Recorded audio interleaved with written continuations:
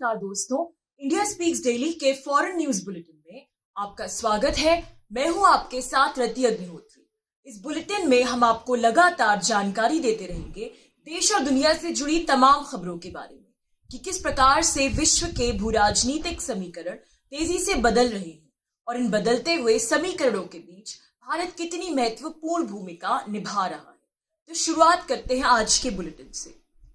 ऑस्ट्रेलियाई संसद में एक नया कानून पारित हुआ है जिसके अनुसार अब लोकल न्यूज दिखाए जाने पर, यानी वहां के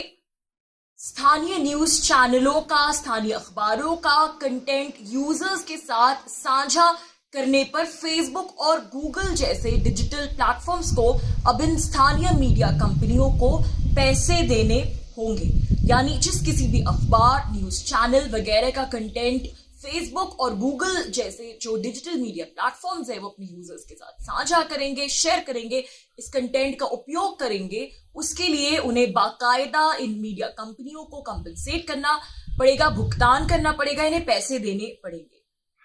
तो ये जो ऑस्ट्रेलिया में नया कानून बना है, ये एक अभूतपूर्व कानून है क्योंकि विश्व में पहली बार किसी देश ने सोशल मीडिया को लेकर इस प्रकार का कानून बनाया है और इस बात पर नजर डाली है पूरे विश्व की कि जिस प्रकार से सोशल मीडिया, ये जो प्लेटफॉर्म्स हैं, ये न्यूज कंटेंट का उपयोग करते हैं डिजिटल एडवर्टाइजिंग पाने के लिए, अपनी व्यूअरशिप बढ़ाने के लिए, लेकिन किसी प्रकार की इनकी प्रतिबद्धता नहीं होती in news company, in media organisations की तरफ, और जो भी रेवेन्यू ये डिजिटल एडवर्टाइजिंग से कमाते हैं उसका ये शेयर अधिकतर जो है इन मीडिया कंपनियों को नहीं देते क्योंकि कोई ऐसा कानून नहीं होता, कोई ऐसा कानूनी प्रावधान नहीं होता जो कि इन डिजिटल स्पेसेस को, प्लेटफॉर्म्स को कवर कर सके। तो ये अब ऑस्ट्रेलिया ने ऐसा कानून बना दिया है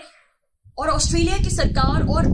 फेसबुक के बीच में इस कानून के बिल को लेकर, इसके विधेयक को लेकर पिछले कुछ समय से खासा विवाद भी चल रहा था। इस विधेयक के विरोध में फेसबुक ने अपने उसका जो ऑस्ट्रेलिया का वर्जन था, अपने प्लेटफॉर्म पर से ऑस्ट्रेलिया में न्यूज फीचर पूरी तरह से हटा लिया था। बहुत सारे न्यूज पेजेस प्रतिबंधित कर दिए थे अपना विरोध दर्ज कराने के लिए इस विधेयक के खिलाफ। फेसबुक ने अपने तेवर दिखाते हुए ऑस्ट्रेलिया के कोरोना और मौसम विभाग के पेज समेत कई ऑस्ट्रेलियाई मीडिया के पेजेस भी बंद कर दिए थे।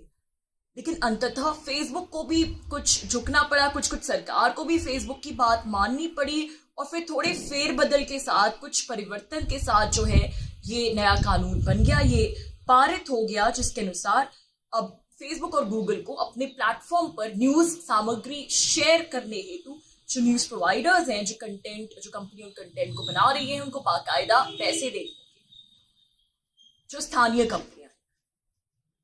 इस नए कानून के पीछे ऑस्ट्रेलिया की सरकार का तर्क ये है कि ये जो फेसबुक और गूगल जैसी कंपनियां न्यूज वेबसाइटों की, न्यूज चैनल्स की, न्यूज मीडिया की खबरों को दिखाती हैं, इससे उन्हें खासा डिजिटल एडवर्टाइजिंग मिलती है जिससे ये कंपनियां अच्छा खासा पैसा कमाती हैं, इन्हें अच्छा खासा मुनाफा होता है। लेकिन ये जो मुनाफा है ये इन न्यूज कंपनियों के साथ, जिनका कंटेंट उपयोग करेंगे, उनके साथ फेसबुक और गूगल शेयर नहीं करते क्योंकि अब तक कोई ऐसा प्रावधान नहीं था, ये शेयर करने के लिए बाध्य नहीं थे। अगर ये उन्हें थोड़े बहुत पैसे देते भी थे तो उसमें जो न्यूज कंटेंट देने वाली कंपनी है, जो अखबार है या जो वेबसाइट्स हैं, जो भी हैं, उनके पास इतनी बार्गेनिंग पावर नहीं है, उनके पास इस प्रकार का कोई कानूनी प्रावधान नहीं है कि वो उनके साथ मोल भाव कर सके, कोई तर्क कर सके। तो अब तक इनकी मोनोपोली चलती थी, मनमर्जी चलती थी फेसबुक और गूगल की कि जिन कंपनियों का ये कंटेंट शेयर करते हैं मीडिया कंपनियों का, उनको ये पैसे दें या नहीं दें। इसको लेकर इन कंपनियों के पास अब तक कोई कानूनी प्रावधान नहीं था।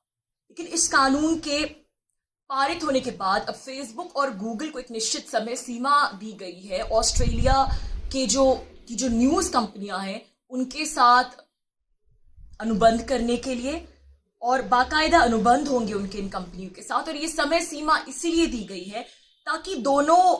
पार्टियों के पास नेगोशिएट करने के लिए पर्याप्त समय हो और किसी भी प्रकार की टकराव की स्थिति उत्पन्न ना हो। लेकिन अगर टकराव की स्थिति उत्पन्न होती है, जैसे कि मान लीजिए न्यूज कंपनी वाले अधिक धनराशि की मांग कर रहे हैं और फेसबुक और गूगल इतनी धनराशि देना नहीं चाहते, वो कम पैसे देना चाहते हैं, तो ऐसे में जो अंतिम निर्णय है वो एक आर्बिट्रेशन अथॉरिटी लेगी। तो फेसबुक और गूगल दोनों ने ही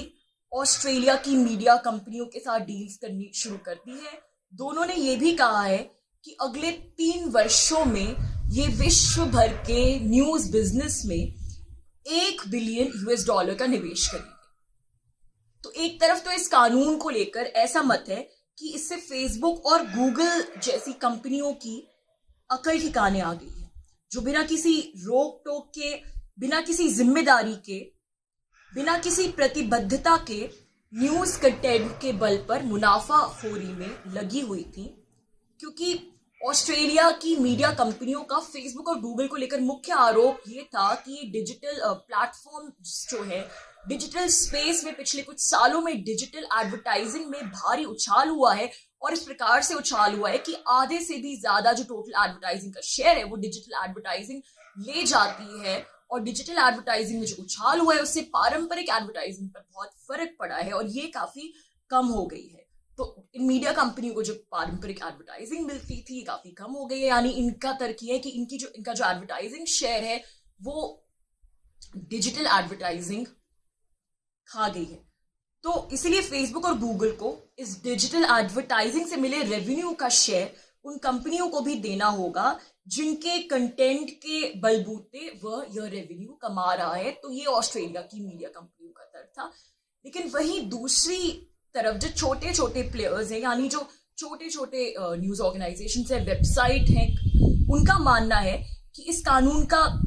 से यथास्थिति ज्यादा नहीं बदलेगी। इस कानून का जो भी फायदा होगा बड़े बड़े न्यूज कॉर्पोरेशंस को होगा, क्योंकि उनके पास ही इतना मादा है, उनके पास ही इस प्रकार की रिसोर्सेज है कि वो फेसबुक और गूगल जैसे बड़े डिजिटल प्लेटफॉर्म्स के साथ डील कर पाए। जहां तक हमारा सवाल है, जहां तक छोटी कंपनियों का सवाल है, तो हमारे पास अभी भी उनके पास इतना मादा नहीं होगा, कानून के बाद भी उतना सामर्थ्य नहीं कि वो गूगल और फेसबुक जैसे बड़े डिजिटल प्लेटफॉर्म्स के साथ अपनी शर्तों पर काम कर सके। क्योंकि ये जो कानून है जिसमें जो फेरबदल हुए हैं, फेरबदल में जो उसने बात मानी है फेसबुक और गूगल की, उसमें जो कानून है वो फेसबुक और गूगल को इस बात के लिए बहुत ज्यादा स्पेस देता है, उनको ऑटोनॉमी देता है कि वो किस किस के साथ डील करें। तो इस ऑटोनॉमी से जो छोटी वेब कंपनियां,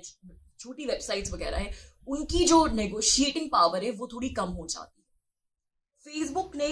जब ऑस्ट्रेलिया में बहुत से न्यूज पेजेस प्रतिबंधित किए थे इस विधेयक के खिलाफ विरोध प्रदर्शन के तौर पर, तो उसका तर्क ये था कि ये जो न्यूज है, न्यूज साइकिल है, हमारे बिजनेस का एक बहुत ही छोटा सा हिस्सा है, और इसीलिए हमें इसको लेकर ये जो नया कानून बनाने की बात करी ऑस्ट्रेलिया की सरकार, उसका कोई औचित्य समझ में नहीं आता। इस प्रकार के नए कानून का उल्टा जो न्यूज शेयरिंग होती है हमारे प्लेटफॉर्म्स पर, उससे इन कंपनियों को फायदा होता है, इनकी न्यूज को एक्सपोजर मिलता है, इनका सब्सक्राइबर बेस बढ़ता है, इनकी व्यूअरशिप बढ़ती है। ये फेसबुक का तर्क था उस समय। लेकिन आखिरकार ये कानून पारित हो गया, और जिस प्रकार से फेसबुक को ऑस्ट्रेलिया की सरकार के सामने झुकना पड़ा, और जिस तरह से अब फेसबुक और गूगल दोनों ऐलान कर रहे हैं, घोषणा कर रहे हैं कि वो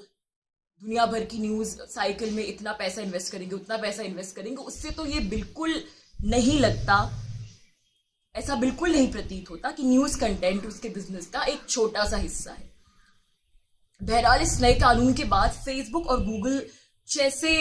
फोरम्स की मुश्किलें और बढ़ गई हैं, क्योंकि अब दूसरे देशों से भी मांग उठने लगी है कि उनके यहाँ भी डिजिटल प्लेटफॉर्म्स जो न्यूज कंटेंट शेयर करते हैं उसको लेकर कानूनी प्रावधान बनाए जाए, नए कानून बनाए जाए कि इसका जो रेवेन्यू शेयर है वो वहां की स्थानीय मीडिया कंपनियों को, लोकल मीडिया कंपनियों को भी मिले। और कनाडा तो ऐसा कानून बनाने के विषय में विचार भी कर रहा है, जिस प्रकार का कानून ऑस्ट्रेलिया ने अभी बनाया है। भारत में तो न्यूज मीडिया इतना विस्तृत है, इतना व्यापक है,